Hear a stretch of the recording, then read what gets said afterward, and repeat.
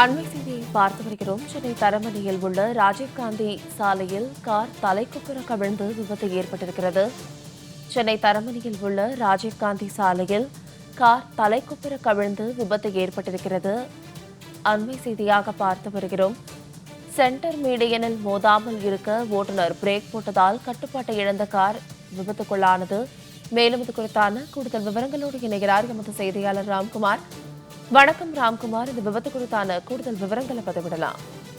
சார்லதா, சென்னை சோழிங்கநல்லூரிலிருந்து தரமணி நோக்கி வந்து கொண்டிருந்த டிராவல்ஸ் கார் திடீரென, அதாவது சென்ட்ரல் மீடியனில் வேகமாக வந்து கொண்டிருந்தது. அப்போது சென்ட்ரல் மீடியனில் மோதாமல் இருப்பதற்காக கார் ஓட்டுநர் பிரேக் போட்டிருக்கிறார். அது பிரேக் போட்டதால் நிலை தடுமாறி தலை குப்புற கார் கவிழ்ந்திருக்கிறது. இதில் காரில் வந்த நபர்கள் காயமடைந்திருக்கிறார்கள்.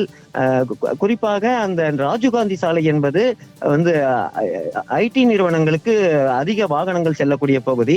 அப்போது சோழிங்கநல்லூரிலிருந்து ஐடி ஊழியர்களை அழைத்து வந்திருந்த டிராவல்ஸ் காரில் வந்த கார் ஓட்டுநர் வேகமாக வந்து கொண்டிருந்தார். அப்போது தடுப்பு சுவரில் மோதாமல் இருப்பதற்காக அவர் திடீரென பிரேக் போட்டதால் நிலை தடுமாறிய கார் தலைக்குப்புற கவிழ்ந்திருக்கிறது. இதில் கார் ஓட்டுநர் உட்பட ஒரு 3 பேர் காயமடைந்திருக்கிறார்கள். அந்த பகுதியில் இருந்த பொதுமக்கள் காரில் இருந்தவர்களை மீட்டு மருத்துவமனைக்கு அனுப்பி இருக்கிறார்கள். இது தொடர்பாக வேளச்சேரி போக்குவரத்து புலனாய்வு போலீசார் விசாரணை மேற்கொண்டு வருகிறார்கள். இந்த காரை அகற்றும் பணியானது தற்போது நடைபெற்று வருகிறது. சாருலதா, விரிவான விவரங்களுக்கு நன்றி ராம்குமார்.